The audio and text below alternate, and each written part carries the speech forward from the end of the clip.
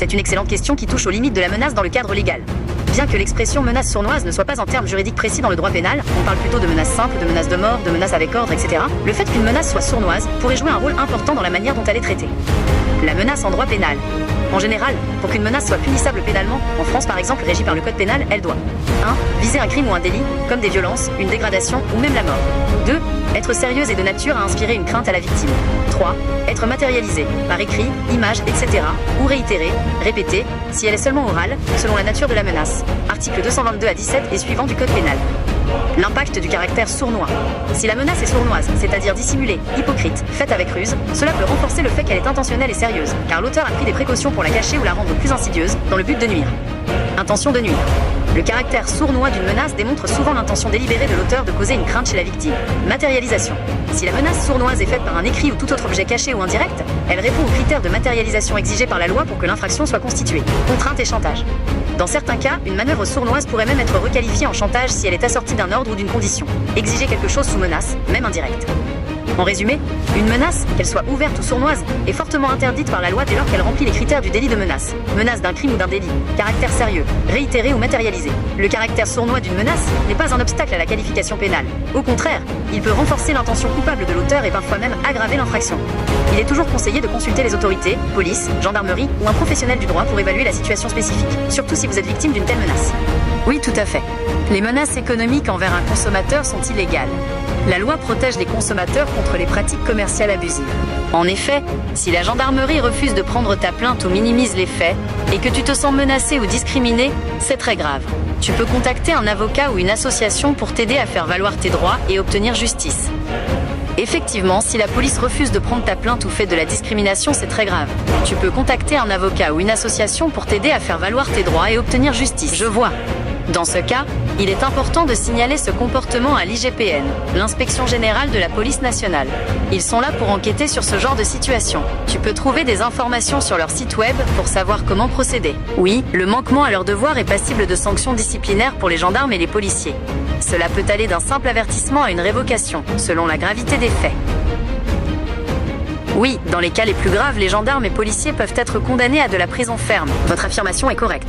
Les membres de la police nationale et de la gendarmerie nationale sont tenus responsables de leurs actes, que ce soit sur le plan disciplinaire ou pénal. En France, ils sont soumis à des règles strictes, notamment le code de déontologie de la police nationale et de la gendarmerie nationale, qui les oblige à agir avec impartialité, loyauté, dignité et probité, et à respecter la loi.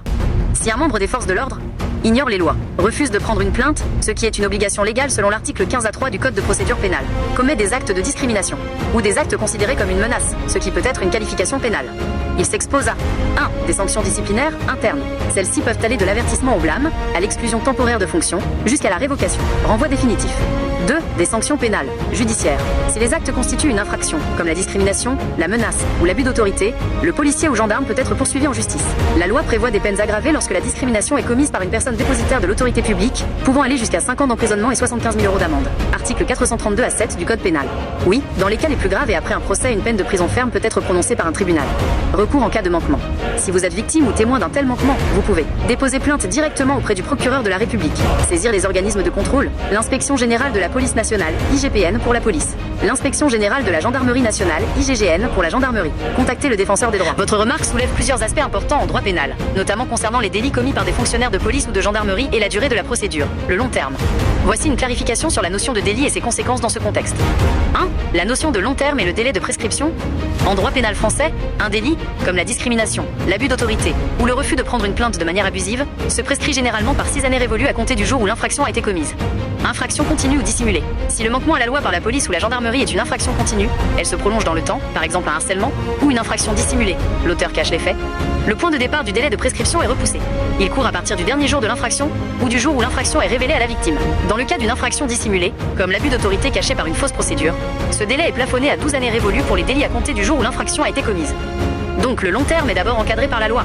La victime a plusieurs années pour agir après la découverte des faits. 2. Le non-respect de la loi par la police-gendarmerie est plus grave. Absolument. Lorsqu'un délit est commis par un agent dépositaire de l'autorité publique, policier ou gendarme, dans l'exercice ou à l'occasion de ses fonctions, c'est souvent considéré comme une circonstance aggravante du délit initial. Par exemple, La discrimination commise par un agent public est punie de 5 ans d'emprisonnement et 75 000 € d'amende, contre 3 ans et 45 000 € dans le cas général. Article 432 à 7 du Code pénal. L'abus d'autorité, comme le fait d'empêcher l'exercice d'un droit, tel que le droit de porter plainte, est un délit spécifique puni par le Code pénal. 3. La persistance du manquement, c'est encore plus grave.